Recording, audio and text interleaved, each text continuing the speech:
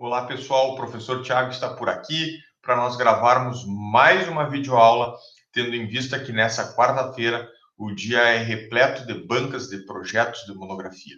Então, o objetivo do professor é passar alguns conhecimentos a vocês para que vocês possam aprimorar os seus estudos. A respeito de qual temática? A respeito, em primeiro lugar, da responsabilidade civil extracontratual, a chamada responsabilidade civil aquiliana, ou também conhecido por ato ilícito civil, tendo em vista que é uma conduta proibida, vedada, não desejada. Então, no âmbito do direito civil, causar dano significa praticar ato ilícito civil e significa ser obrigado a reparar o dano. Então, num primeiro momento, o professor falará um pouco sobre a responsabilidade civil extracontratual, já advertindo vocês que no semestre que vem, Direito Civil 3, vocês verão o conteúdo do direito das obrigações. E nesta parte do direito das obrigações estará o regramento jurídico a respeito da responsabilidade civil contratual. Então, aqui no Civil 2, artigo 186, mais o 12, mais o 21, mais o 927, todos esses artigos que o professor vai explicar representam responsabilidade civil extracontrato. É responsabilidade civil extracontratual. Não decorre de um contrato que não foi cumprido. Decorre essa responsabilidade civil de um dano praticado por uma pessoa a outra pessoa. E aquele que causou o dano, o culpado pelo dano, deverá responder com uma indenização em dinheiro que repare os danos que foram causados. Então, aqui no Civil 2, responsabilidade civil extracontratual. Lá no Civil 3, a partir de março do ano que vem, direito das obrigações, vocês vão ver a responsabilidade civil contratual. A ideia lá será de que as partes se envolvem, transacionam através de contratos, através de contratações, uma se pondo na condição de credora, a outra se pondo na condição de devedora. Se há um contrato, esse contrato deve ser cumprido. Uma vez descumprido o contrato pelo devedor, isso caracterizará inadimplemento da obrigação e o credor estará tendo ali a possibilidade de ajuizar um processo para fazer cumprir o contrato, para que o devedor cumpra a obrigação que assumiu. Lá no Civil 3, responsabilidade civil contratual será objeto de estudo durante aquele semestre. Aqui no Civil 2 ainda, responsabilidade civil extracontratual, porque nós vamos falar que há ato ilícito toda vez que uma pessoa praticar, efetivar dano em relação a outra pessoa. Esse dano pode ser material, esse dano pode ser moral, esse dano pode ser estético, ou podem ser novos danos que vão surgindo por aí todos os dias, como é o caso da perda de uma chance. Alguém que, por ato de terceiro, perde a chance de praticar alguma coisa ou de fazer alguma coisa na sua vida civil. Então, ali nós temos a possibilidade também de uma reparação civil. Mas isso é coisa para aprofundamento. O principal é que saibam que a responsabilidade civil extracontratual está no artigo 186 e ela tem a perspectiva de fazer que o culpado pelo dano pague, coloque a mão no bolso e indenize a vítima pelos danos causados. Os principais danos, eu volto a repetir, os principais danos são os danos materiais, que devem ser provados por recibo, por nota fiscal. Lembro que esses danos materiais eles se dividem em danos emergentes e lucros cessantes, mas também nessa indenização nós poderemos completar ou pedir o dano moral por violação a direito da personalidade, honra, nome, autoestima vinculada à honra, à imagem, à intimidade, todos esses atributos que estão conosco enquanto pessoas humanas, todos esses atributos, eles estarão ali sendo debatidos como dano moral. Além disso, também é possível falar em dano estético, quando resulta alguma lesão que interfira na estética, no funcionamento do corpo humano ou na perda de algum membro, um dedo, um braço, uma perna, enfim, que traga algum trauma estético.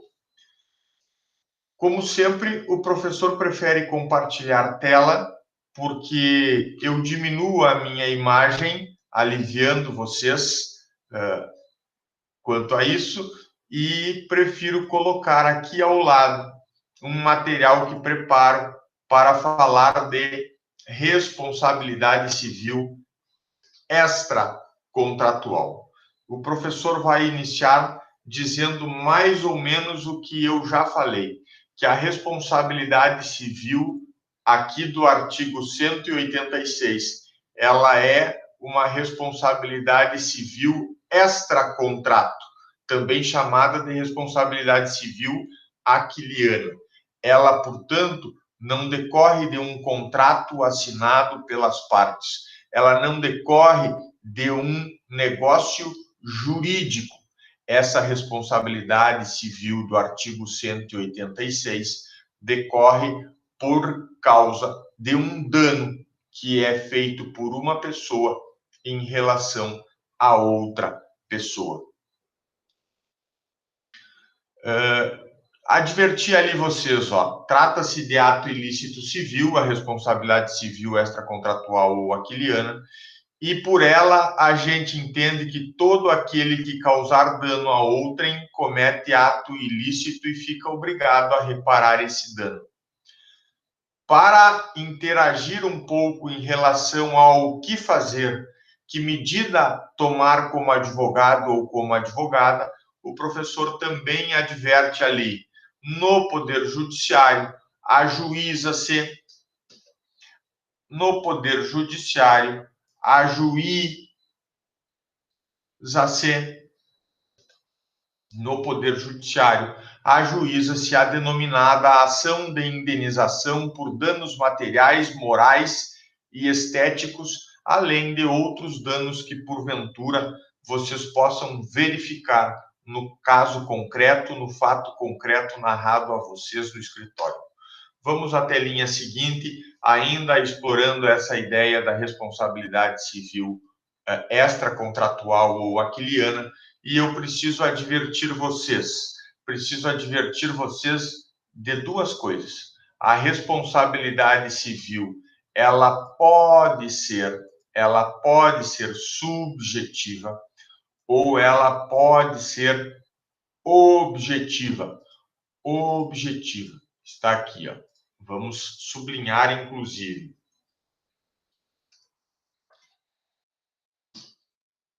Shift F5 para voltar à apresentação.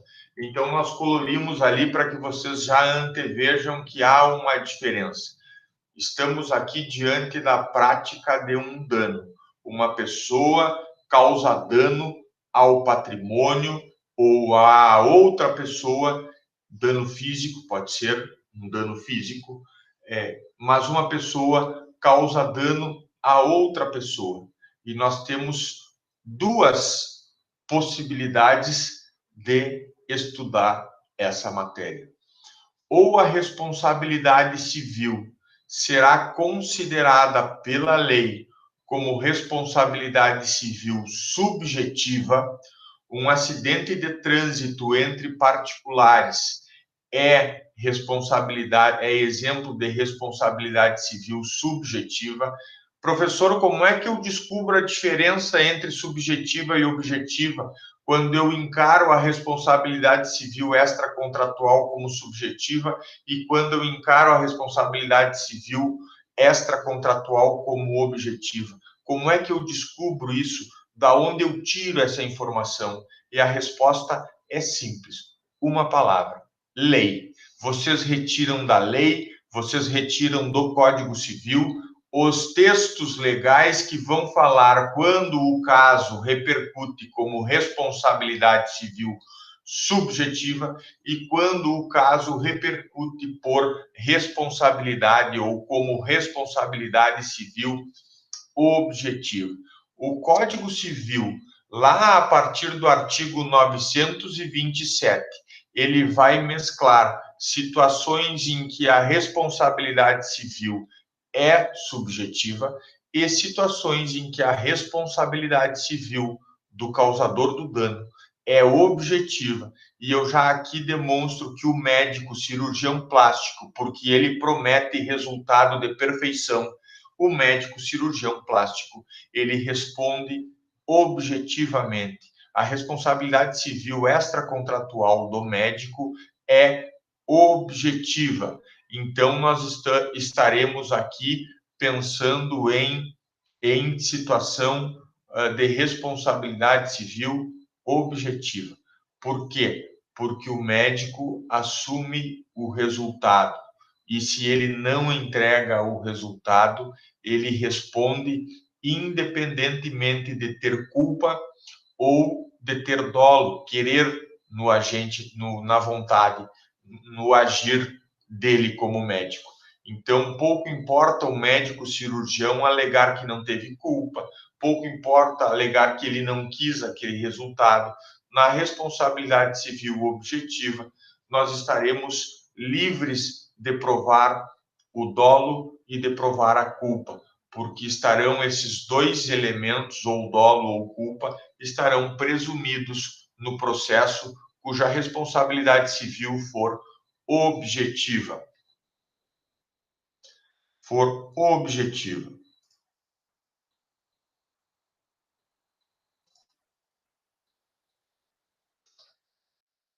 Então, o professor destacou ali em verde a responsabilidade subjetiva e disse resumidamente, porque nós vamos melhorar essa explicação, disse resumidamente: necessário provar a culpa ou o dolo. Chama-se culpa genérica, na doutrina está falando como culpa genérica ou culpa lato sensu. Então, é necessário abordar a culpa genérica do causador do dano. Dizendo em outras palavras, o causador do dano tem como alegação em sua defesa que não agiu com culpa ou com dolo. Na responsabilidade civil subjetiva, quem pede a reparação dos danos e cobra a indenização tem que provar que o demandado culpado, que o demandado que causou o dano, que ele agiu com culpa ou com dolo. Pelo menos com culpa, por negligência, por imprudência ou por imperícia. Tá bem? Já trocando para a cor vermelha, responsabilidade civil objetiva. Essa responsabilidade civil também é extracontratual e ela é objetiva por uma característica muito clara que a diferencia da subjetiva. Ela é responsabilidade civil extracontratual objetiva, porque o culpado pelo dano, o causador do dano, ele responde por essa indenização reparatória do dano, independentemente de ter agido com culpa ou com dolo. Não é preciso debater no processo que um causador de dano tenha agido com culpa ou com dolo, porque isso é presumido no processo que aborda a responsabilidade civil objetiva. e vocês já passaram lá pelo Civil 1, viram as pessoas jurídicas de direito público interno e leram o artigo 43 do Código Civil, que serve de exemplo, porque as pessoas jurídicas de direito público interno, o Estado, o município, a União Federal, essas pessoas jurídicas de direito público interno, elas respondem objetivamente por atos que seus integrantes, que seus membros, que seus servidores causarem a terceiros. Então, ali nós temos uma exemplificação de responsabilidade civil objetiva. Professor, eu entendi que pela lei a gente descobre se é caso de responsabilidade subjetiva ou se é caso de responsabilidade objetiva. É isso aí, pela lei. A lei trata especificamente dos casos de responsabilidade objetiva. Quando a lei não trata, é porque a responsabilidade deverá ser encarada como subjetiva. Então, eu trago à tona, de novo, o exemplo do acidente de trânsito. Um acidente de trânsito entre particulares, o causador do dano como culpado, ele vai ser acionado para pagar a indenização. Esse debate no acidente de trânsito entre particulares, ele é um debate de responsabilidade civil extracontratual subjetiva. É preciso, nesse processo, debater a culpa ou o dolo do causador do acidente, tá bem? Entretanto, se eu pegar o mesmo acidente de trânsito e disser assim, a vítima é um particular, um carro particular, mas o causador do dano é um veículo público, pertencente ao município, pertencente ao estado do Rio Grande do Sul, pertencente à União Federal. Então, a conversa muda, por quê? Porque incidirá a norma do artigo 43, que diz que a responsabilidade civil do Estado é objetiva. Então, se no mesmo acidente de trânsito o causador do dano não for um particular, e sim for uma das pessoas jurídicas de direito público interno do Brasil, nós teremos ali uma troca de responsabilidade civil para a responsabilidade civil objetiva, porque o Estado responde independentemente de ter agido com culpa ou com dolo. Professor, mas e se o motorista do veículo público agiu com dolo ou agiu com culpa, foi negligente, imprudente ou imperito? O Estado sofre o erário público, o dinheiro público sofre esse prejuízo?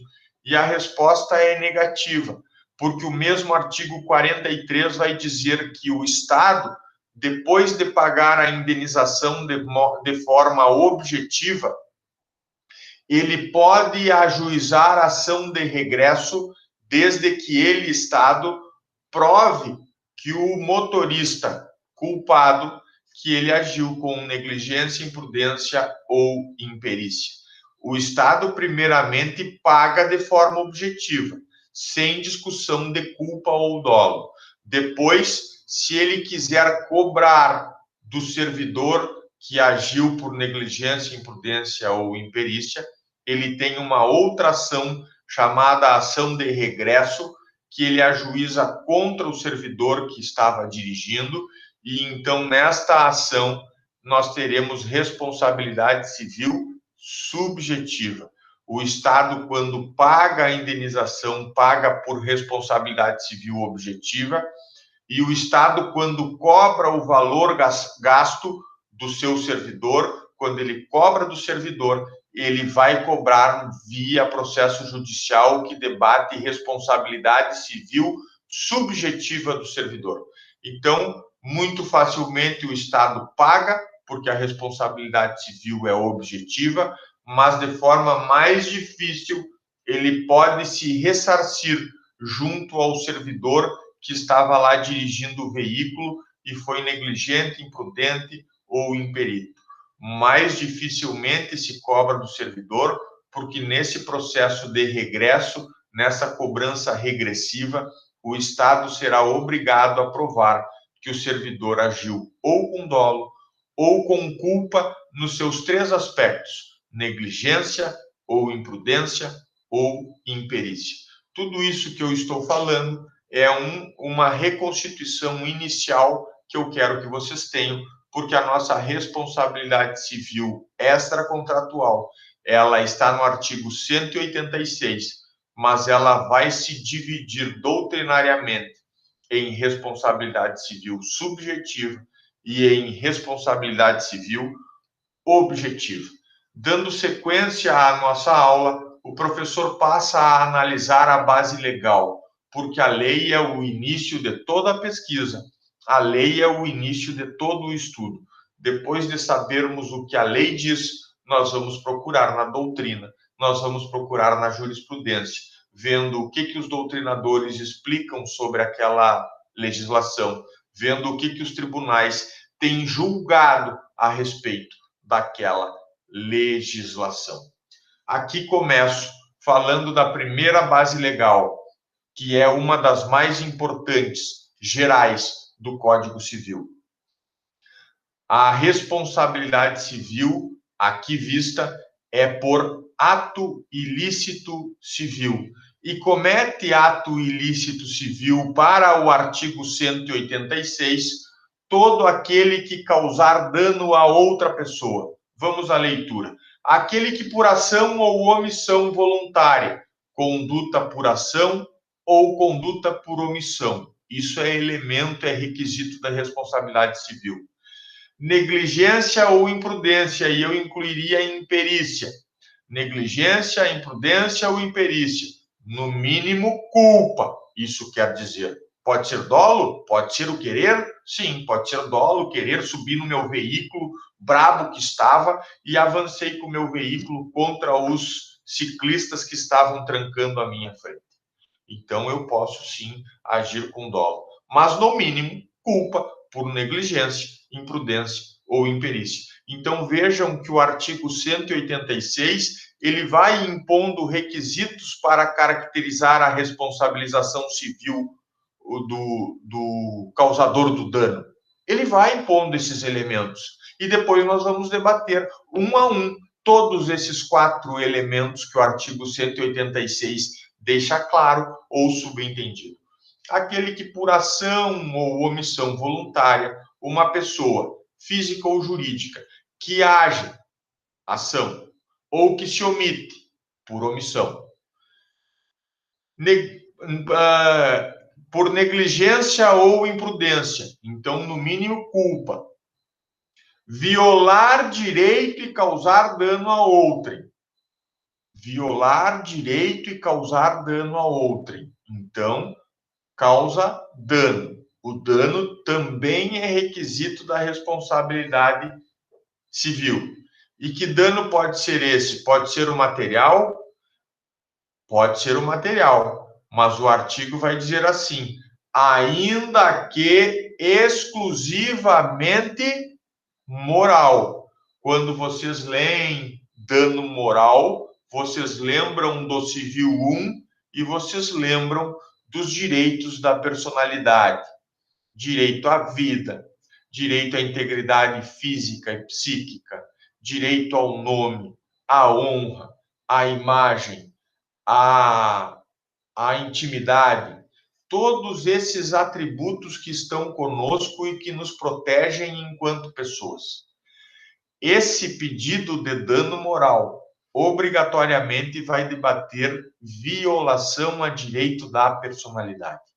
Tá bem? Então, aqui pelo 186, vocês já têm a deixa da possibilidade, vocês já têm o gatilho da possibilidade de cobrança, não só do dano material, mas também do dano moral.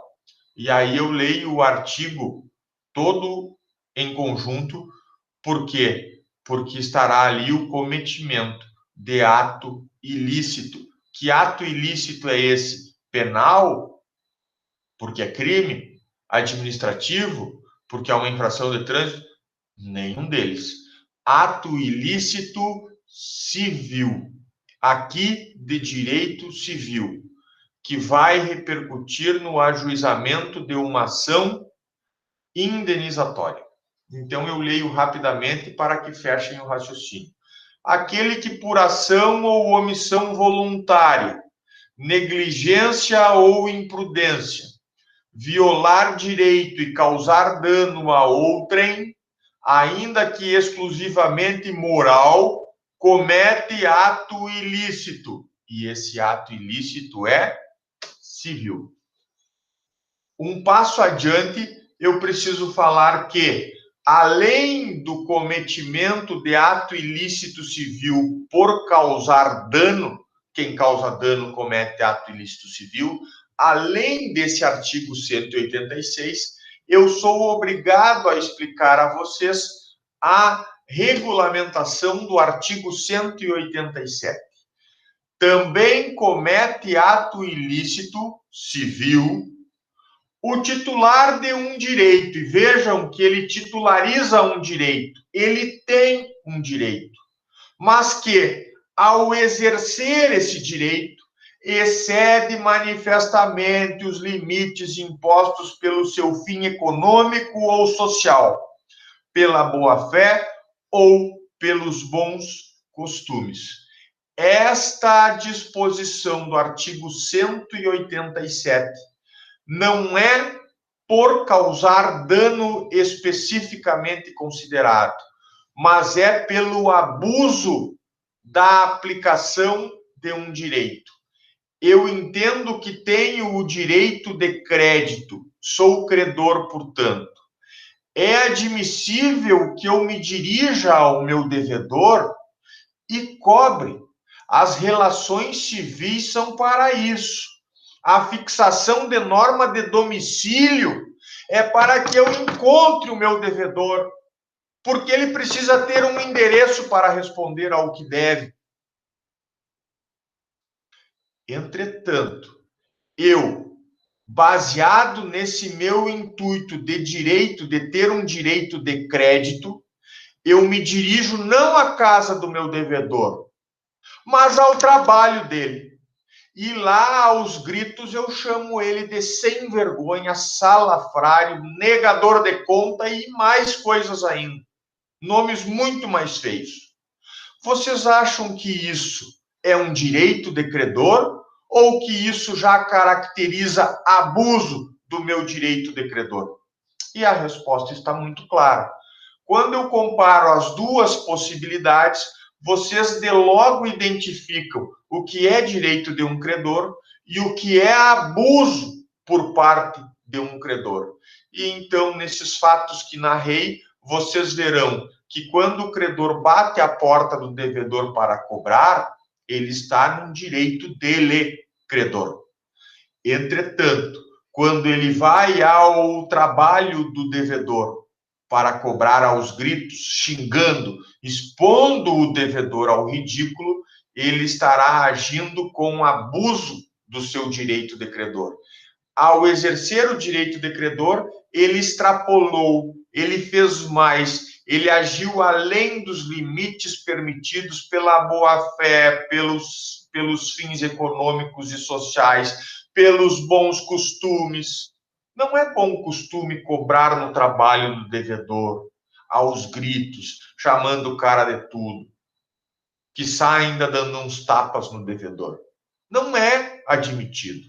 Isso caracteriza abuso de direito. E quem comete abuso de direito, olhem só o cuidado que deve se ter. Quem comete abuso de direito está proporcionando a possibilidade de a vítima cobrar indenização pelos danos morais que sofreu.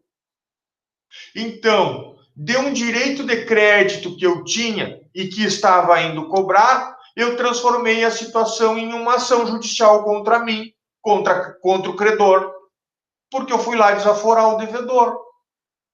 Então tem que ter todo cuidado. Vai agir com base no seu direito de crédito? Age dentro dos limites do razoável, dos bons costumes. Não faça coisas que extrapolem o próprio direito. Outros exemplos que nós podemos citar: estabelecimentos que recebem cheques para pagamento de contas que ficaram e o cheque não tem fundo. Aí o comerciante vai lá e prende o cheque num balcão na frente do estabelecimento e diz: lista de cheques sem fundos. Está expondo o devedor ao ridículo. Não dá.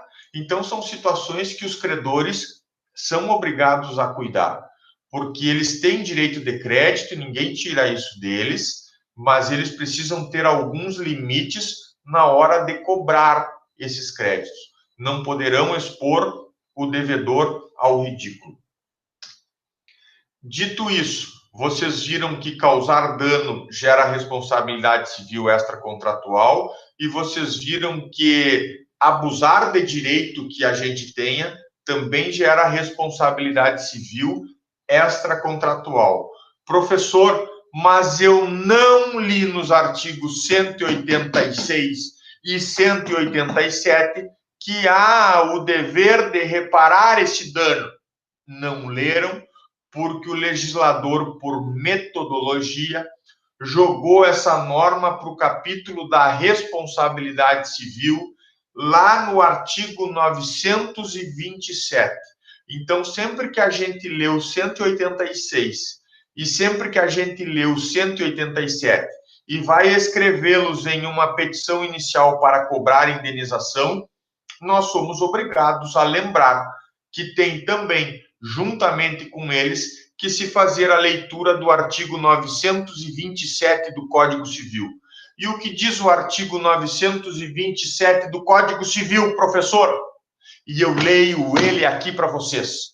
Aquele que por ato ilícito dos artigos 186 e 187 do mesmo Código Civil causar dano a outrem, fica obrigado a repará-lo. Está aqui a aplicação do 927 mais 186 ou 187 por pura subsunção.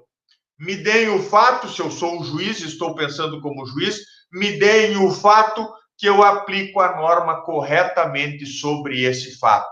Me deem o fato provado do acidente de trânsito, que eu devolvo a vocês a decisão dizendo que quem causou o acidente de trânsito é obrigado a reparar o dano por força do artigo 927 do Código Civil.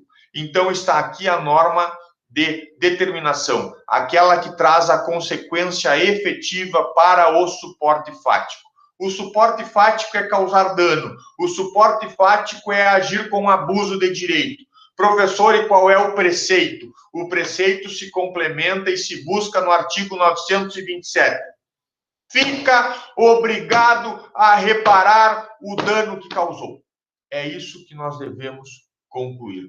O preceito da norma, a consequência da norma está aqui no artigo 927. Vejam que até aqui nós não falamos em distinção legal a respeito de responsabilidade civil objetiva e responsabilidade civil subjetiva. O que o professor simplesmente se limitou a fazer foi a leitura do 186, todo mundo que causa dano comete ato ilícito civil, a leitura do 187, aquele que age com abuso de direito também pratica ato ilícito civil, e complementei agora com o 927, para dizer que aquele que por ação, por ato ilícito, aquele que por ato ilícito do 186 ou do 187 causar dano a outra pessoa, ele ficará obrigado a reparar o dano. Professor, me surgiu uma dúvida. Essa reparação pode ser espontânea? Sim. Lembrem da brincadeira que o professor fez. Bati o carro por culpa minha, desci do carro com uma mala de dinheiro e disse, ó, tá aqui 10 mil reais na sua mão para reparar os danos causados. Se o valor da reparação for maior que isso, está aqui meu celular, me liga que eu lhe deposito o valor da diferença. Vejam que a responsabilidade civil extracontratual ela vai sim admitir acerto extrajudicial, fora processos judiciais. Entretanto, em uma boa parte das ocorrências, em uma boa parte das vezes, o causador do dano não vai querer, não vai concordar com sua culpa, não vai querer pagar espontaneamente a reparação dos danos. Nesses casos em que o causador do dano não repara espontaneamente, só cabe à parte envolvida procurar um advogado, procurar uma advogada para que esses advogados ou advogadas ajuizem a ação, a famosa ação de indenização por danos materiais e por danos morais.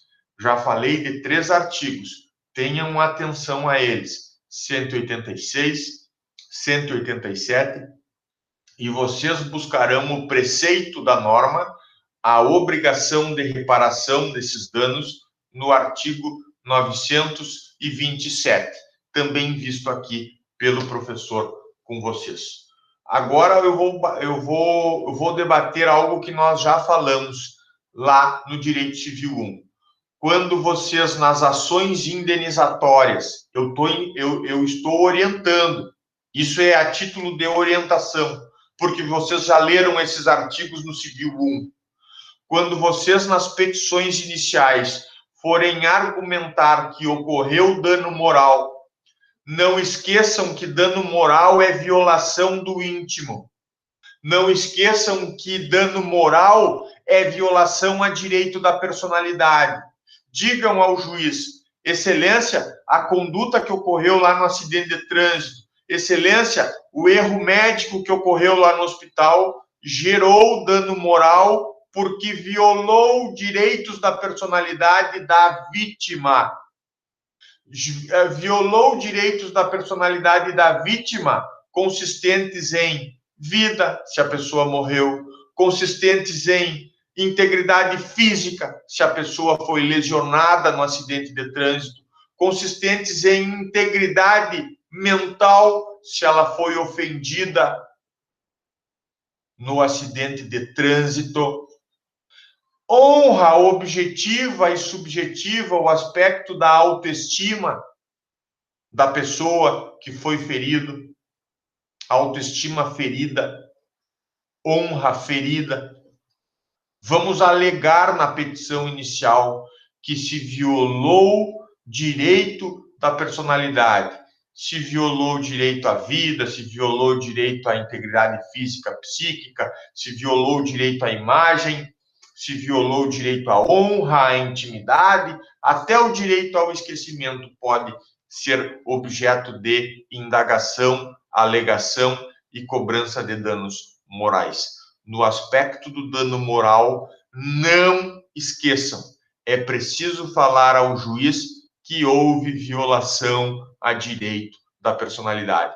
Professor, e eu posso cobrar o dano moral para cobrar o valor que eu gastei para consertar o veículo do acidente e cobrar na mesma ação o dano moral decorrente da violação a direitos da personalidade da vítima? Sim, o STJ já pacificou essa questão, dizendo que sim, é possível cobrança de danos materiais, de danos morais, de danos estéticos, tudo numa única ação judicial, que vai discutir essa responsabilidade civil extracontratual. Então, quando vocês alegarem a ocorrência de dano moral, não esqueçam de falar dos direitos da personalidade, não esqueçam de transcrever a regra do artigo 12, que pode se exigir que cesse tutela inibitória, ou pode se reclamar perdas e danos, cobrar indenização, quando houver violação a direitos da personalidade. Esse é o artigo 12, que deve constar nas petições iniciais, na parte do direito, quando vocês forem pedir dano moral. Também falo do artigo 21, que diz respeito à vida privada da pessoa natural ser inviolável. vida privada, intimidade, são valores, são direitos da personalidade que cada um de nós temos. E o que o 21 diz? Que quando for a intimidade violada, o juiz, a requerimento do interessado, da vítima, poderá adotar providências necessárias para impedir ou fazer cessar ato contrário à violação da vida privada. Tá bem? Esses dois artigos, o 12 principalmente, mas o 21, quando se estiver falando de intimidade, eles deverão constar no fundamento jurídico, na parte do direito, quando vocês estiverem peticionando, quando vocês estiverem elaborando petições iniciais nas ações indenizatórias que forem ajuizar. Se forem pedir só dano material, vou cobrar só o valor do acidente de trânsito, professor, que o cara não pagou, o culpado não pagou. Não tem dano moral, não teve ofensa, não teve lesão, foi só um esfolão lá, não teve absolutamente nada de dano moral. Vou cobrar só o dano material, que é o reparo que eu gastei na oficina. Preciso citar o 12, citar o 21? Não. Preciso falar de direitos da personalidade? Não. Se forem cobrar na indenizatória só o dano material, não há necessidade de falar em violação a direito da personalidade. Não há necessidade de falar de artigo 12 ou de artigo 21. Mas, quando na ação indenizatória vocês forem abordar a questão do dano moral, não esqueçam.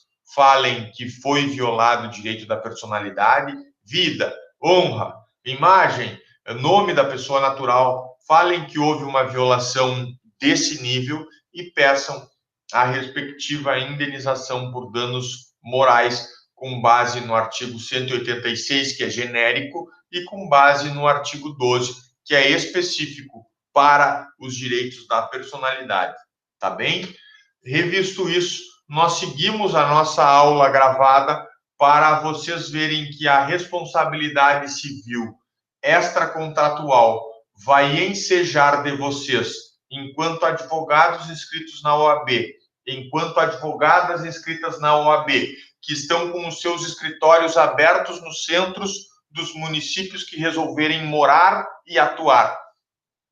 Esses casos de responsabilidade civil extracontratual vão ensejar de vocês o ajuizamento da denominada ação de indenização por danos, danos materiais, danos morais, danos estéticos e até outros danos chamados de novos danos. Isso aí vocês tenham em mente, porque é o remédio jurídico judiciário que vocês terão que usar em caso de necessidade de cobrança de indenização por danos materiais, morais, estéticos e outros novos danos que, porventura, vocês entendam por alegar.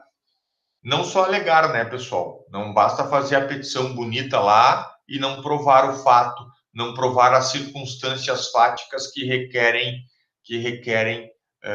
o julgamento de procedência, que vão desencadear no julgamento de procedência do pedido formulado por vocês. Então, vocês já sabem que cabe ajuizar a ação de indenização por danos. A pergunta é, essa ação de indenização por danos, ela tem cunho declaratório, que é uma ação imprescritível? Ela tem cunho constitutivo, que é uma ação que se submete a prazo de decadência? Ou ela é uma ação de cunho condenatório, que se submete a prazos de prescrição? E vocês já estarão lembrando do artigo 206, no seu parágrafo 3º, inciso 5, que falará que é de 3 anos o prazo de prescrição para buscar a reparação civil por danos. E é exatamente isso. A ação indenizatória, embora repetindo o que falei em aula anterior, a ação indenizatória, ela é uma ação de cunho condenatório, se submete a prazo de prescrição. Portanto, a vítima no acidente de trânsito, e eu peguei o exemplo do acidente de trânsito para tratar essa matéria, porque facilita a compreensão, a vítima não culpada no acidente de trânsito se transforma em credora de indenização. E contra essa vítima, que agora é credora de indenização, começa na data do acidente a correr um prazo que é de prescrição, de 3 anos de prescrição. Se estiver chegando ao final dos 3 anos, ou o credor ajuiza a ação indenizatória de uma vez, ou ele tem uma alternativa que vai prolongar o seu prazo de prescrição, que se chama interrupção da prescrição do artigo 202, que só pode ocorrer uma única vez. Então, chegando ao final do prazo de 3 anos, na última semana, mas ainda dentro do prazo, eu protocolo no fórum um protesto judicial antiprescricional, que vai citar o devedor, causador do dano, culpado no acidente, para dizer a esse devedor que eu estou interrompendo a prescrição e que, a partir do trânsito em julgado da decisão que reconhecer o protesto judicial como feito, a partir daquela data, eu estarei ganhando um novo prazo zerado do artigo 206, parágrafo 3º, inciso 5. Ou seja, estarei ganhando mais 3 anos de prescrição para pensar se ajuizo a ação indenizatória ou se deixo passar o prazo e não ajuizo nunca mais essa ação indenizatória. Lembrem-se, então, que o remédio na reparação civil extracontratual, no ato ilícito civil, o remédio se chama ação de indenização. Essa ação de indenização se submete a prazo de prescrição. Adiante, ainda falando da base legal. Quando eu falo a vocês do artigo 188, eu já estou sinalizando para a advocacia defensiva. Aqueles que vão ser contratados, aquelas que vão ser contratadas para defender um cliente que está respondendo a uma ação indenizatória. O 188 é argumento jurídico, é argumento de direito para aqueles que se defendem em ações indenizatórias. Vejam que quem pede joga um argumento e prova. Joga ao juiz um argumento e prova ou tenta provar aquele argumento fático. E quem se defende? Quem se defende diz que não foi bem assim. Faz outras alegações e tenta prová-las para representar ou para pedir a improcedência do pedido indenizatório. O 188 deve ser visto por vocês como possibilidade de alegação em defesa de quem está respondendo a uma ação indenizatória por danos. Vamos ao que diz o 188. Não constituem atos ilícitos, eximem os causadores do dano de pagar indenização. É isso que o 188 está taxando. Logo de saída, eximem de pagar indenização. Os atos ilícitos praticados em legítima defesa ou no exercício regular de um direito reconhecido. Legítima defesa é: estou tendo um atentado contra a minha integridade física ou a minha vida e antes que me ataquem, eu me defendo. Porque não sou obrigado pelo Estado a ser um covarde. A legítima defesa tem esse raciocínio. Não sou obrigado pelo Estado, pela lei, a ser um covarde. Logo, quando vem me agredir, eu me defendo antes. Legítima defesa é isso. O cara vem com uma arma para me dar um tiro, antes dele me apontar, eu já atirei no meio da testa dele. E ele caiu durinho ali no chão. Legítima defesa. Antes de eu sofrer a agressão injusta, eu vou agredir em legítima defesa. O Estado, então, a lei, então, está a permitir, sim, um ato de violência para exercício de defesa, de legítima defesa. Exercício regular de um direito. Exercício regular de um direito está mais na perspectiva de um outro exemplo. Uma embarcação que está afundando em alto mar e lá na embarcação só tem um colete salva-vidas.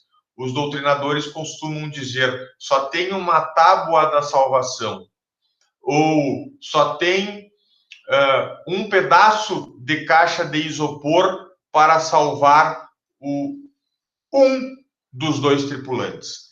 Então, quando a embarcação está a afundar, um dos tripulantes, para ficar com a tábua da salvação, para ficar com o único salva-vidas, para ficar com o único pedaço de caixa de isopor existente e se salvar, ele empurra o outro e afoga o outro. Vejam, estão eles não a causar injusta agressão um ao outro, mas estão eles em pé de igualdade, no sentido de que ou salvo a minha vida ou salvo a tua. Na minha consciência eu quero salvar a minha, na consciência dele ele quer salvar a dele. Vai vencer a lei do mais forte, provavelmente. O que tiver mais força e conseguir resistir e ficar na tábua da salvação vai fazer com que o outro se afogue. Isso não é legítima defesa. Isso é exercício regular. Isso é estado de necessidade. Atenção, estado de necessidade. O exemplo da tábua da salvação é exemplo de estado de necessidade. Pode ser alegado estado de necessidade aqui no artigo 188. Pode ser alegado estado de necessidade. Agora falo, então, do que mencionei de forma equivocada, exercício regular de um direito reconhecido. Exercício regular de um direito reconhecido é para o cidadão que exerce regularmente um direito de credor, por exemplo. Não há ato ilícito no gesto de um credor que vai com o cheque não pago e sem fundos, vai e protesta no tabelionato de protestos. Não há aí ato ilícito nenhum.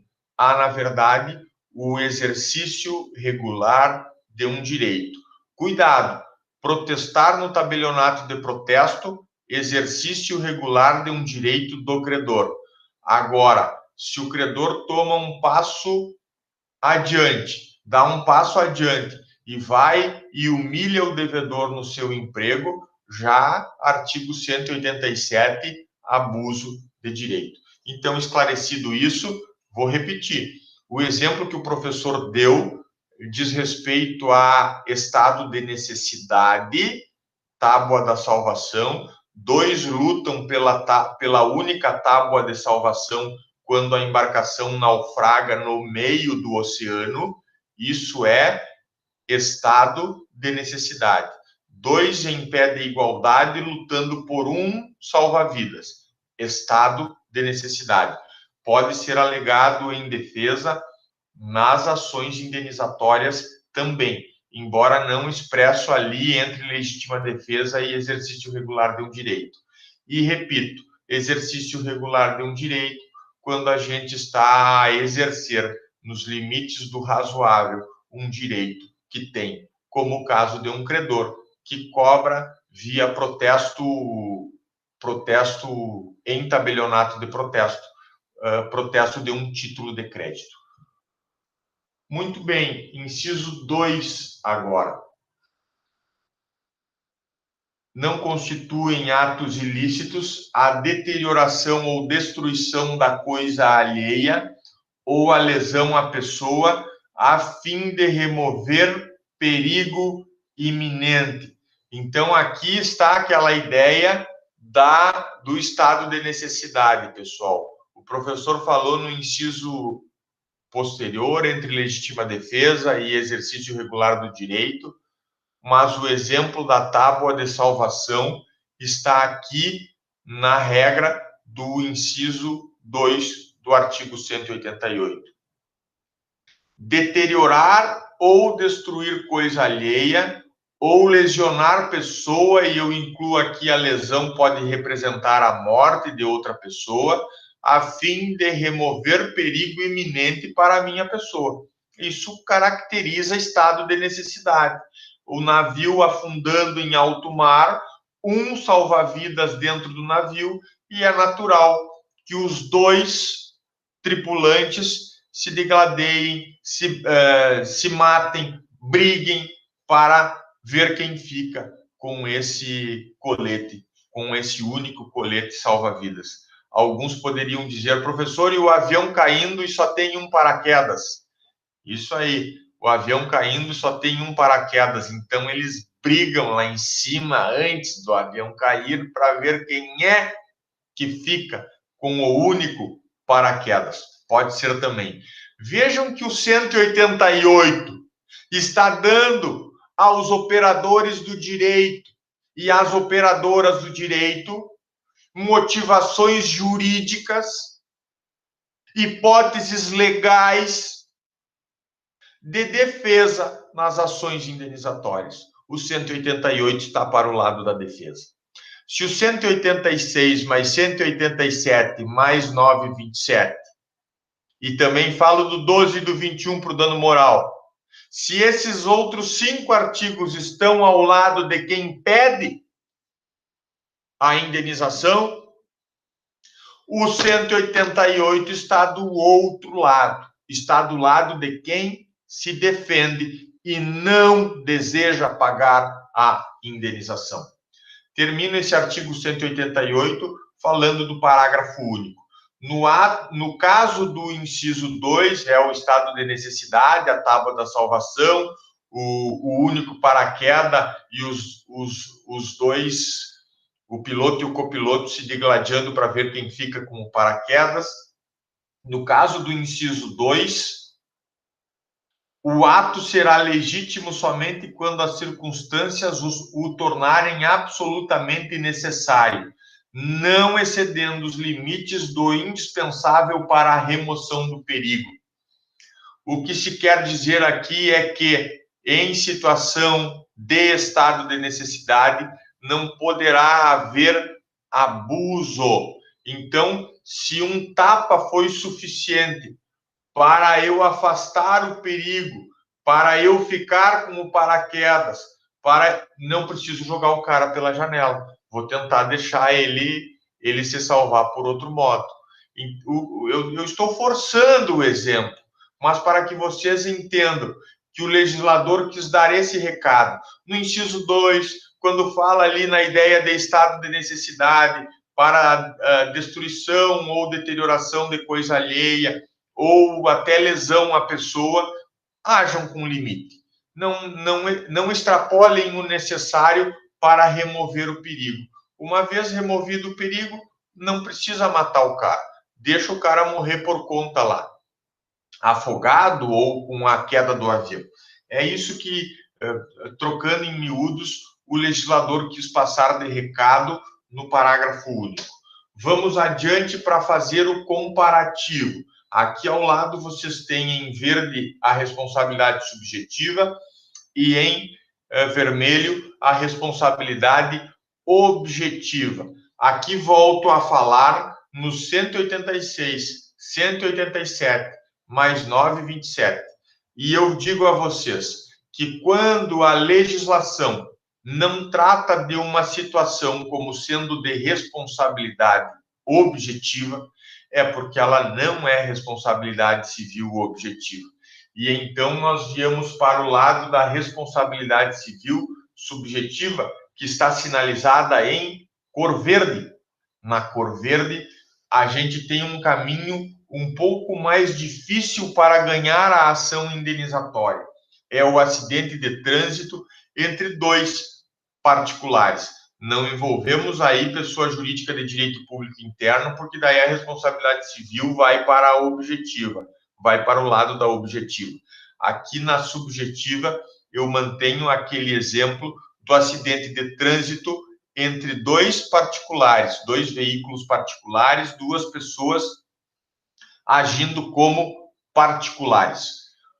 Estaremos, então, no acidente de trânsito entre dois particulares, diante da hipótese do 186 mais 927. Se tiver dano moral, vamos citar também violação a direito da personalidade e vamos citar também o artigo 12 ou talvez o 21, se for violação à vida privada e à intimidade. Detalhe, na responsabilidade civil subjetiva, eu dizia, a ação é um pouco mais difícil de ganhar. Por quê? Porque são 4 elementos ou requisitos que vocês devem provar nessa demanda que fala em responsabilidade civil subjetiva. Vocês deverão provar, em primeiro lugar, uma conduta humana por ação ou por omissão. Alguém que age ou alguém que se omite. Uma pessoa física ou jurídica, a jurídica obviamente representada por seus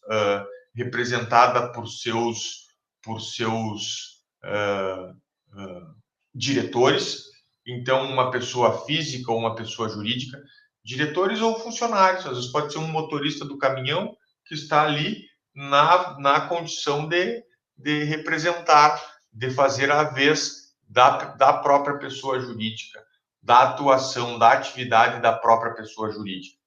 Então, a gente, num primeiro momento, prova conduta humana por uma ação ou por uma omissão. O não agir pode causar dano a outra pessoa também. O médico que se omite a salvar, por exemplo. Letra B, segundo elemento ou requisito da responsabilidade subjetiva. Provar ao juiz que houve um dano. Esse dano pode ser material, e eu relembro a vocês que o dano material se divide em danos emergentes e lucros cessantes. Danos emergentes, aquilo que eu gastei para reparar o veículo acidentado. Gastei R$5.000 porque ele amassou ali na parte frontal, gastei R$5.000. Então, o dano material na modalidade danos emergentes, R$5.000. E o dano material na modalidade lucros cessantes? Aquilo que razoavelmente eu deixei de ganhar com o dano. Então, o meu carro acidentado, ele era táxi. E eu ganhava por semana R$3.000. E o carro ficou 2 semanas parado na oficina. Estimativa de lucros cessantes na modalidade do dano material. A estimativa dos lucros cessantes, então, é que 2 semanas parado, o meu carro de táxi deixou de me fazer lucrar, deixou de me fazer ganhar R$6.000. Então, eu cobro 5 pelo conserto, cobro mais 6 pelos danos, cobro 5.000 pelo conserto relativo aos danos emergentes, cobro mais R$6.000 referentes aos lucros cessantes. Os dois, tanto danos emergentes quanto lucros cessantes, são danos materiais. E se são danos materiais, eles precisam ser provados ao juiz. Eu preciso demonstrar por recibos, por notas fiscais, por comprovantes de depósitos, o que eu efetivamente gastei ou o que eu, por estimativa, deixei de lucrar. Eu preciso amparar o juiz que vai julgar com prova suficiente de que houve o dano material, de que houve danos emergentes e de que houve lucros cessantes. Se eu não fizer essa prova, eu não ganho valor nenhum. Mas o dano, ele também pode ser moral, por violação a direito da personalidade, por incidência da regra de proteção do artigo 12. E aí o dano moral, ele vai trabalhar com a ideia de presunção.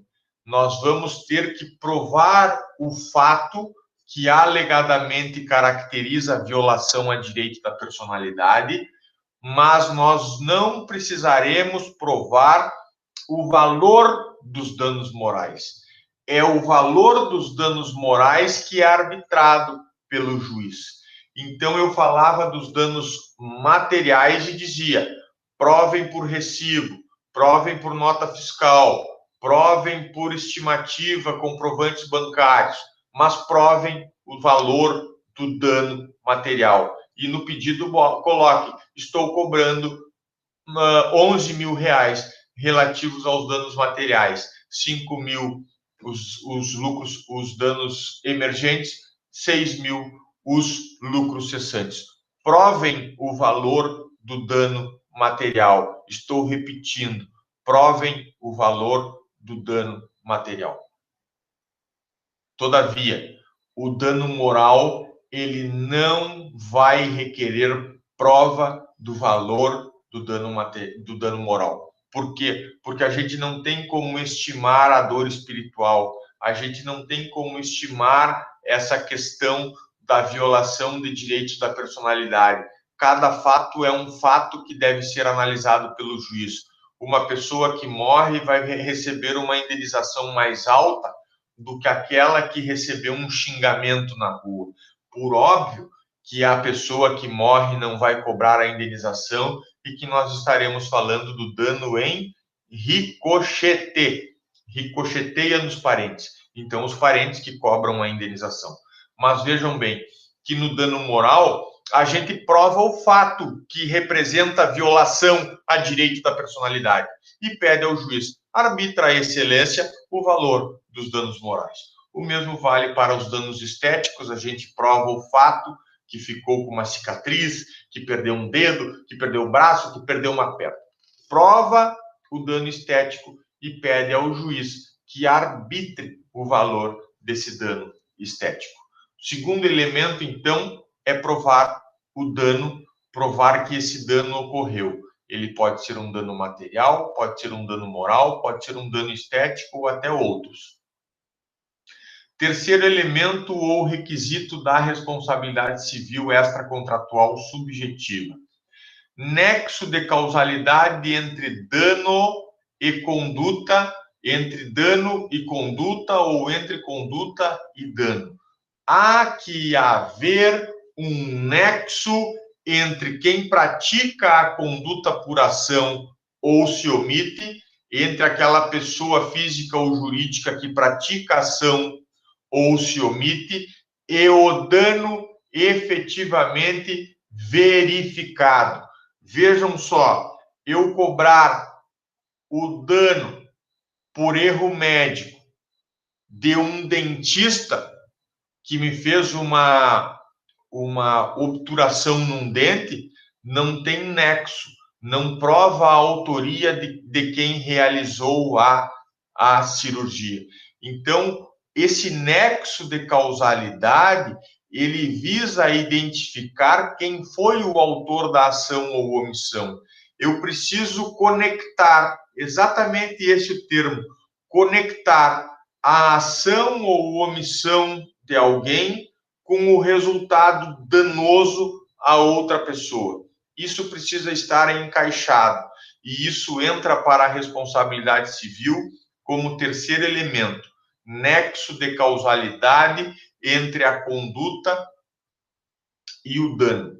Aqui há uma possibilidade de defesa para quem se defende nas ações indenizatórias, de alegar que não houve nexo de causalidade entre conduta e dano, quando a gente alega, por exemplo, culpa exclusiva da vítima.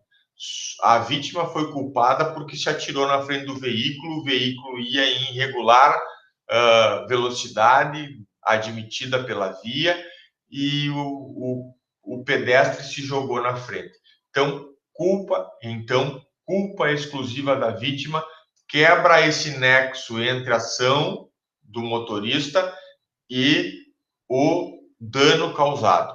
Vai atribuir exclusivamente à vítima aquele evento danoso. Quebra-se o nexo com essa alegação de culpa exclusiva da vítima. Que mais?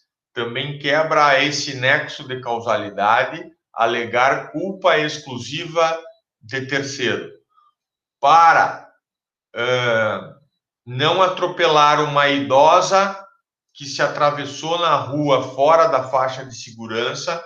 Eu dei uma guinada no volante do carro e pechei num muro de uma residência e destruí o muro e destruí também o carro que estava do lado de lá do muro. Posso eu alegar culpa de terceiro e pedir ao juiz que não há nexo, dizer ao juiz que não há nexo de causalidade entre a minha ação e o resultado do dano? Eu posso tentar atribuir a terceiro essa responsabilidade para tentar quebrar esse nexo de causalidade entre a conduta e o dano.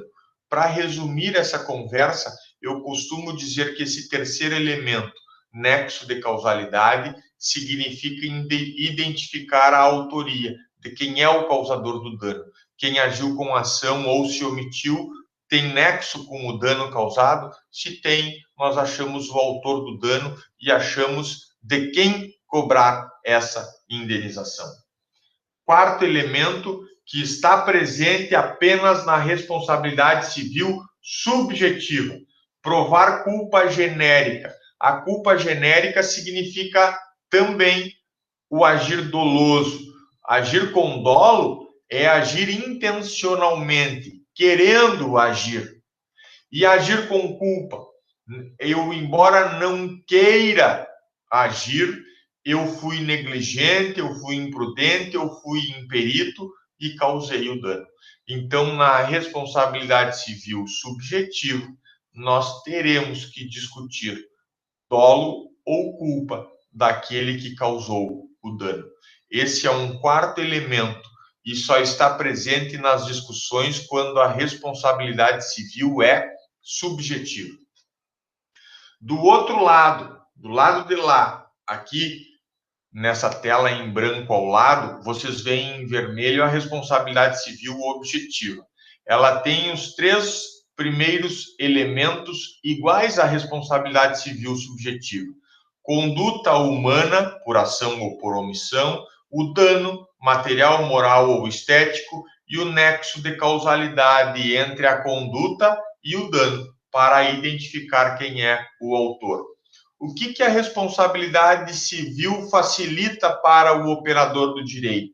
O que ela facilita na vida dos advogados e das advogadas que ajuizam a ação indenizatória pedindo a reparação dos danos? Ela facilita porque ela exclui do processo a necessidade de discutir culpa genérica, dolo, um agir intencional, culpa, ação por negligência, imprudência ou imperícia. Não se debate culpa ou dolo na responsabilidade civil objetiva. Professor, o que é que me faz distinguir? E eu vou repetir a resposta. O que é que me faz distinguir entre a responsabilidade civil objetiva e a subjetiva? Leiam os artigos 927 e seguintes de Código de Defesa do Consumidor, também tem responsabilidade civil objetiva. Leiam o artigo em referência que fala do caso e ele estará dizendo que a parte causadora do dano responde independentemente de culpa. Esse independentemente de culpa significa responsabilidade objetiva. Não é necessário discutir dolo ou culpa. Tá bem? É da lei, é da leitura da norma que a gente extrai se o caso é de responsabilidade civil objetiva. Se a norma nada falar e nós formos aplicar pura e simplesmente o artigo 186, o 187, mais o 927 e também o 12, e a norma nada fala a respeito de responsabilização objetiva, vão pelo ideal de que trata-se de responsabilidade subjetiva por exclusão. Quando a norma quer responsabilidade objetiva, o legislador usa a expressão independentemente de culpa, porque ele não quer que se se discuta a culpa genérica, porque ele, legislador, está presumindo que a parte agiu com culpa, tá bem? Entendam isso. Então, quando a legislação não falar que a responsabilidade é independentemente de culpa, entendam que há a necessidade de discutir culpa, pelo menos por negligência, imprudência ou imperícia.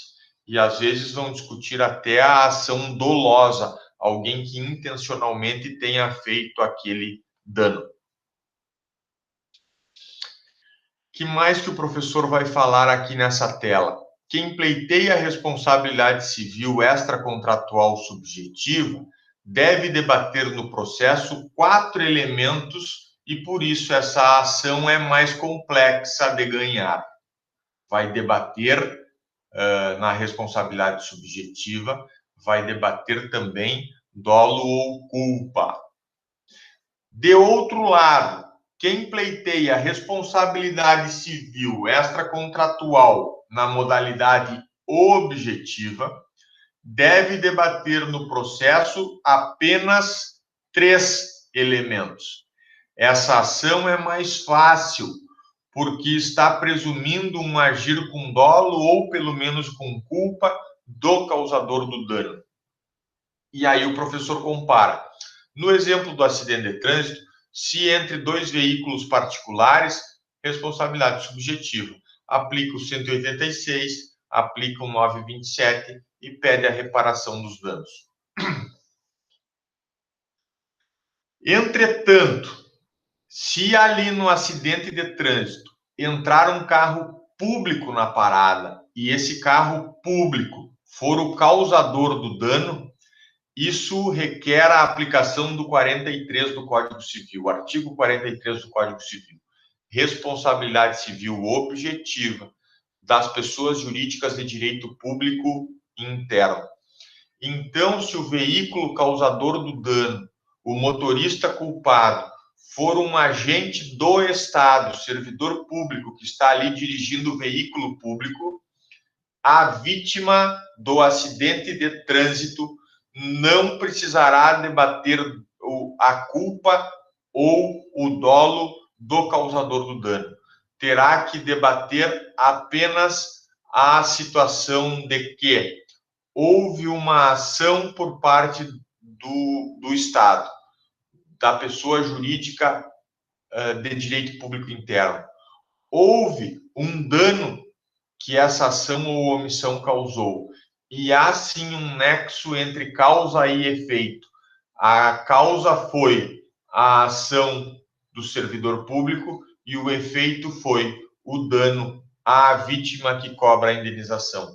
E paramos por aí, porque não é necessário debater dolo ou debater culpa do causador do acidente. Quem se defende? Vou falar um pouquinho agora a quem se defende. Já falei do artigo 188, mas eu devo enfatizar que vários são os argumentos para quem se defende. Quem se defende pode negar o dano. Não houve dano material, não houve dano moral, é a indústria do dano moral, não houve dano estético, porque nem cicatriz ficou. Pode negar o dano. Quem se defende também pode negar a ação ou a omissão daquele que causou o dano. Não houve ação do meu cliente, foi um terceiro. Não houve essa ação do meu cliente. O meu cliente não se omitiu, ele fez o possível para salvar. Então, pode negar que houve uma conduta por ação, uma conduta humana por ação ou por omissão. Terceiro ponto, pode negar o nexo de causa e efeito entre a conduta humana, por ação ou omissão, e o dano verificado. Ou seja, pode-se dizer que a culpa é exclusiva da vítima, ou pode-se dizer que a culpa é exclusiva de terceiro. E com essas alegações de culpa exclusiva da vítima ou culpa exclusiva de terceiro, nós estaremos dizendo em verdade que não há nexo de causalidade entre a conduta humana por ação ou por omissão e o dano verificado. Também quem se defende pode alegar legítima defesa, dizer que estava diante de uma injusta agressão e se defendeu, pode alegar estado de necessidade, era uma tábua de salvação, então eu afoguei o outro para ficar com a tábua de salvação, exercício regular de um direito, o credor pode protestar, então, excelência, foi um protesto, isso é admitido, isso é exercício regular de um direito do credor, estrito cumprimento do dever legal para servidores públicos, especialmente policiais, os policiais têm dever de agir, então pode-se alegar que não houve o dano, que não há ilícito civil, porque a pessoa que supostamente teria causado o dano agiu cumprindo um dever legal de conduta. Na responsabilidade civil subjetiva agora, na responsabilidade civil subjetiva, só para essa ação que discute responsabilidade civil subjetiva e que, portanto, discute culpa. Alega que não agiu com culpa ou com dolo. Quem se defende nessa ação pode alegar que não agiu com culpa ou que não agiu com dolo. Esse debate da não ação culposa só ocorre na responsabilidade civil subjetiva. Na objetiva, a culpa é presumida, então não há por que fazer esse debate em defesa lá. Excelência, não agi com culpa. Aí a excelência vai rebater a sua alegação, dizendo, mas aqui a responsabilidade é objetiva, eu não preciso debater culpa. Então, o seu cliente vai responder igual. Essa vai ser a resposta do juiz para quem alegar na responsabilidade objetiva que o seu cliente não agiu com culpa. Culpa, discussão sobre culpa, agiu com negligência, com imprudência ou com imperícia, só vamos fazer na ação de indenização que tenha por foco responsabilidade civil subjetiva. Na responsabilidade civil objetiva, não vamos debater isso. E aí o professor faz uma advertência ali. Deve-se provar essas alegações para que o pedido indenizatório, o pedido na ação indenizatória, seja julgado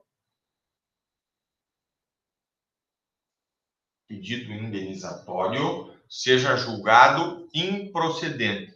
Então, o professor está falando para alguém que se defende. Aqui o professor começa dizendo quem se defende. Nega dano, nega a conduta humana, nega o nexo, nega o fato em si, alega legítima defesa, estado de necessidade. Na responsabilidade civil subjetiva também pode alegar que não agiu com culpa, não agiu com negligência, imprudência ou imperícia.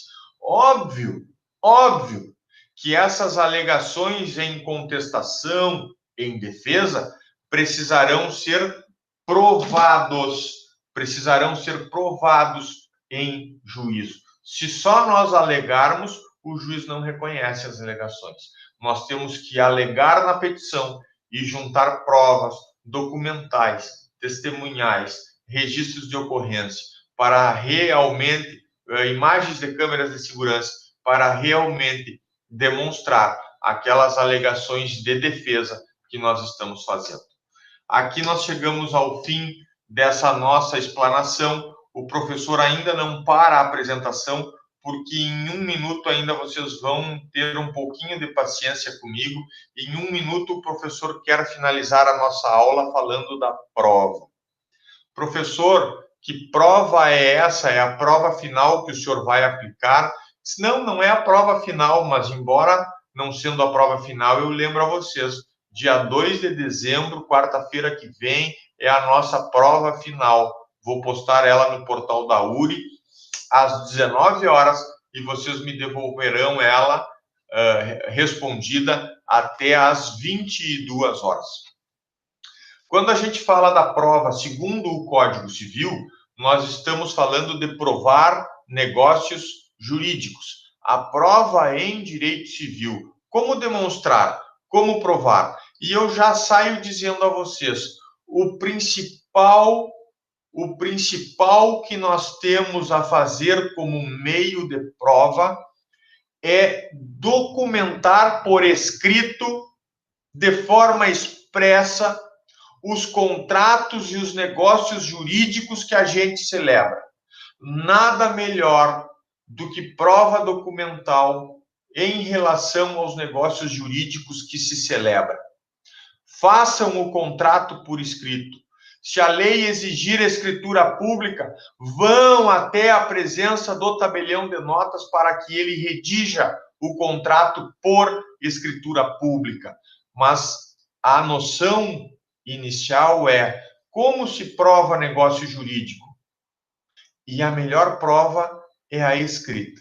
Documento escrito demonstrando as cláusulas que foram objeto de tratativa entre as partes. Mas para finalizar a nossa aula e a nossa explanação do semestre, porque a próxima aula que eu vou gravar provavelmente estará fazendo uma revisão geral na terça-feira antes da prova, terça-feira, dia 1º. Nesse finalzinho de explanação, o professor não vai se aprofundar na prova dos negócios jurídicos, por uma razão específica. Quando vocês forem para as cadeiras, para as disciplinas de processo civil, Direito Processual Civil 1, Direito Processual Civil 2, lá o professor de Direito Processual Civil vai falar maciçamente sobre produção de provas em processos. Aqui eu só limito a responder que o Código Civil, sim, aborda na parte geral o assunto relacionado à prova, mas isso fica detalhado mesmo, estudado mesmo, dentro da disciplina de Direito Processual Civil. Para finalizarmos, a leitura do artigo 212 quanto à prova. Como é que eu provo, professor? Muitos vão dizer assim, professor, como é que eu provo tal negócio jurídico? Como é que eu faço a prova? Quantos perguntam, né? Pois o artigo 212, ele sinaliza quais as provas admitidas no direito civil brasileiro. E eu só reproduzo a vocês o que diz o artigo 212, finalizando a nossa aula. Salvo o negócio jurídico a que se impõe forma especial, e aí o legislador está dizendo assim, se o negócio jurídico tem por força de lei uma forma especial como escritura pública, é a escritura pública. Se tem forma especial, as partes eram obrigadas a cumprir a forma especial.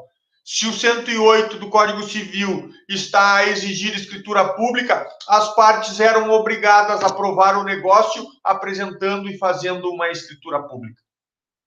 Então, o 212 começa, salvo negócio jurídico a que se impõe forma especial, porque os que têm forma especial se provam pela forma especial que a lei refere, provavelmente escritura pública, na presença do tabelião de notas, vírgula. O fato jurídico pode ser provado mediante. E aí, fato jurídico em sentido genérico, pessoal. Pode ser o fato jurídico decorrente da natureza, pode ser até um ato ilícito civil, pode ser os negócios jurídicos, os atos jurídicos, estrito sensu. Pode ser todos. Como é que o legislador entende que se prova um fato jurídico, um fato regulamentado pela lei civil? Inciso 1. Pela confissão. Uma das partes confessa que fez o negócio quando a outra lhe cobra. Essa confissão, ela vai servir de prova do fato jurídico. Inciso 2. Documento. Aqui eu chamo atenção a vocês sobre contratos escritos. Façam documentos, formalizem pactos, escrevam cláusulas em contratos escritos. Não tratem ou não orientem que as partes tratem só de boca, contratos verbais. Ah, mas a lei não exige contrato escrito, então dá para ser verbal. Dá para ser verbal, até surgiu o problema. quando surge o problema, aí vocês vão querer se questionar, como é que eu provo isso? Mais difícil, né? Ter que achar testemunho e acreditarem nas testemunhas, que muitas vezes nem lembram do fato, ou vão lá e são controvertidas, falam tudo coisas que não têm simetria ou que não combinam, que não dizem respeito ao fato que se quer provar. Então, inciso 2, documento. Que documento é esse, professor? Pode ser nos negócios jurídicos, os contratos particulares? Sim. Documentem, na medida do possível, tudo o que se for fazer. Até um recibo de pagamento é um direito do devedor e ele não deve pagar sem que o credor emita o recibo, que é um direito dele. Porque esse recibo escrito no valor do pagamento, com uma data colocada, escrita ali, e com uma assinatura, esse documento, ele vai servir de prova do fato jurídico, ele vai servir de prova desse negócio jurídico. Então, o ponto 2, o inciso 2, muito importante, prova documental, contratos escritos. Inciso 3, testemunha. Só que a testemunha tem uma complicação, porque aí cada uma das partes vai arrolar lá as suas testemunhas específicas. E aí o juiz vai ficar nesse meio de provas testemunhais para tentar ver qual é que é o negócio, qual é que é o fato jurídico que se prova, que está provado. Inciso 4, presunção. Presume-se. A presunção, sim, a presunção pode ser utilizada pelas partes como alegação e pelo juiz para a tomada de decisão a respeito de provar determinado fato jurídico. Presumir que aquele fato ocorreu pelas circunstâncias que estão demonstradas no processo. E inciso 5, o último inciso, perícia. Perícia por profissional técnico, profissionais da área específica. Se for uma situação relacionada à construção civil, um engenheiro civil vai fazer a perícia. Se for uma questão relacionada à divisão de terras, um agrimensor, um engenheiro agrícola, um profissional da área da agrimensura, dessa área que trabalha com demarcação de terra, com correção de propriedades rurais e documentação de propriedades rurais. Se for na área da saúde, um médico, um fisioterapeuta, enfim, conforme a área do conhecimento, o perito vai fazer a perícia que demonstre o fato jurídico em referência.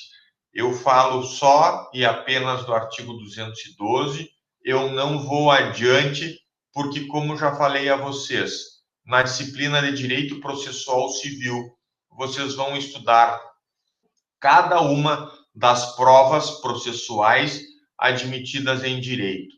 Vão lá novamente ver tudo sobre confissão, sobre prova documental, sobre prova testemunhal, sobre presunção, sobre indícios, sobre perícia judicial, enfim. Vocês vão ter lá no processo civil a possibilidade de trabalhar as provas e como se prova fato jurídico em processo judicial.